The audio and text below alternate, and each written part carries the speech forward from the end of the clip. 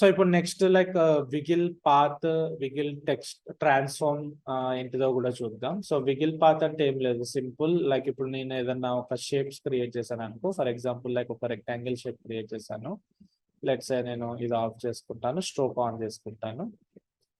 Let's ఇప్పుడు నేను ఇలా క్రియేట్ చేశాను అనుకో. సో విగిల్ పాత్ అనేది ఏంటిదంటే జస్ట్ ఈ పాత్ అనేది ర్యాండమ్ షేప్ కిందికి ఏదన్నా జిగ్జాగ్ షేప్ లో ఏమన్నా కన్వర్ట్ చేయాలి అనుకుంటే ఈ విగిల్ పాత్ యూజ్ చేసుకుంటాం.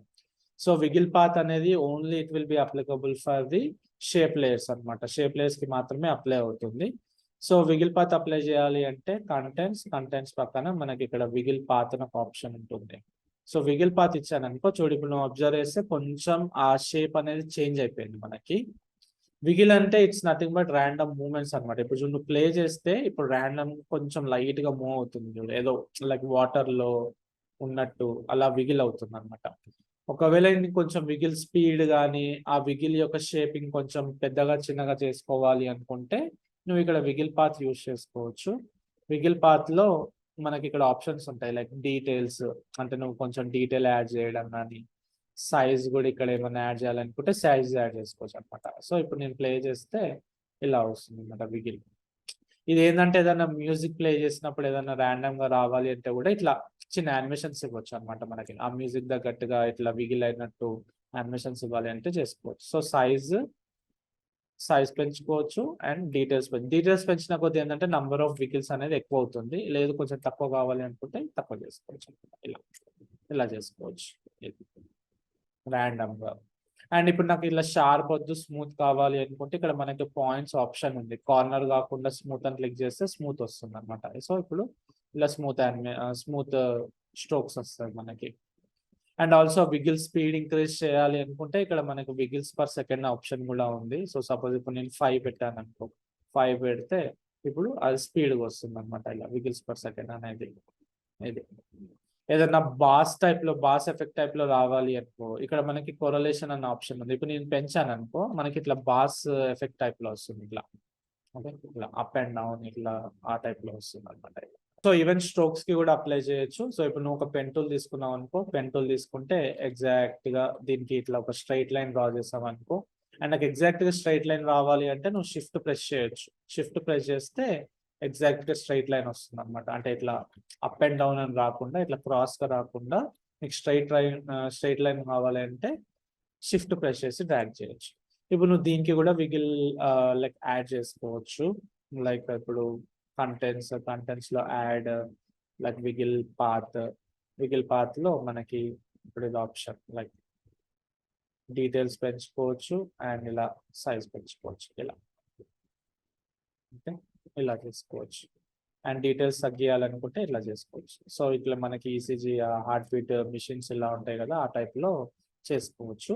కానీ ఇలా విగిల్ అవ్వద్దు అనుకో, ఇన్ కేస్ ఇలా విగిల్ అవ్వద్దు, జస్ట్ ఇట్లా లైన్ ఇలా వెళ్ళినట్టు చేయాలి అనుకుంటే మాత్రం నువ్వు విగిల్ ని ఆఫ్ చేసుకోవాలి, 0 పెట్టుకోవాలి. 0 పెట్టుకుంటే ఒక ర్యాండమ్ షేప్ వస్తుంది.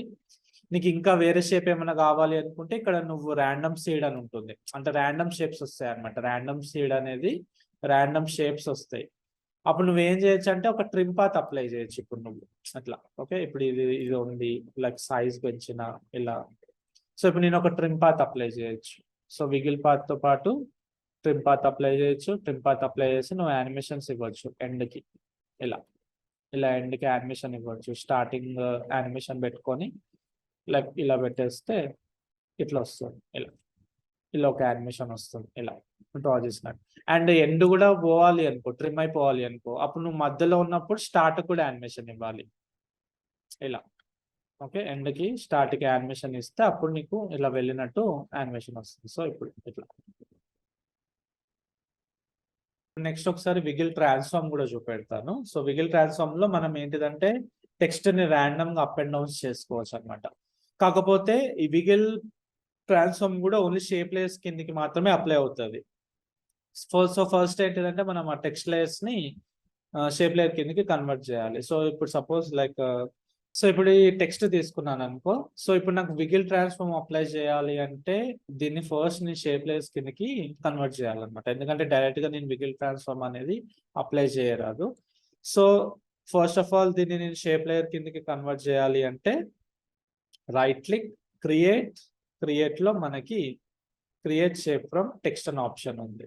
So create shape from text select చేసుకోవాలి. చేసుకున్నప్పుడు ఇప్పుడు ఏమవుతుందంటే బేస్డ్ ఆన్ టెక్స్ట్ నాకు వేరే సపరేట్ షేప్ లేస్ క్రియేట్ అవుతుంది. సో ఇప్పుడు నేను దీనికి విగిల్ ట్రాన్స్ఫార్మ్ అప్లై చేయాలి అనుకో, సో కంటెంట్స్ లో యాడ్ లో మనకి ఇక్కడ విగిల్ ట్రాన్స్ఫార్మ్ అనే ఒక ఆప్షన్ ఉంది.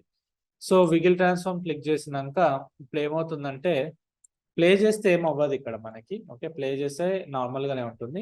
ఎప్పుడైతే విగిల్ ట్రాన్స్ఫార్మ్ లో మనకి ఇక్కడ ఒక ఆప్షన్ ఉంది లైక్ ట్రాన్స్ఫార్మ్. ఓకే, ఈ ట్రాన్స్ఫార్మ్ వేరు, ఈ ట్రాన్స్ఫార్మ్ వేరు, గుర్తుపెట్టుకోవాలి. ఈ ట్రాన్స్ఫార్మ్ అనేది ఏంటిదంటే కంప్లీట్ లేయర్ కి రిలేటెడ్, ఈ ట్రాన్స్ఫార్మ్ వచ్చేసి విగిల్ కి రిలేటెడ్ అనమాట ఇది ఇక్కడ.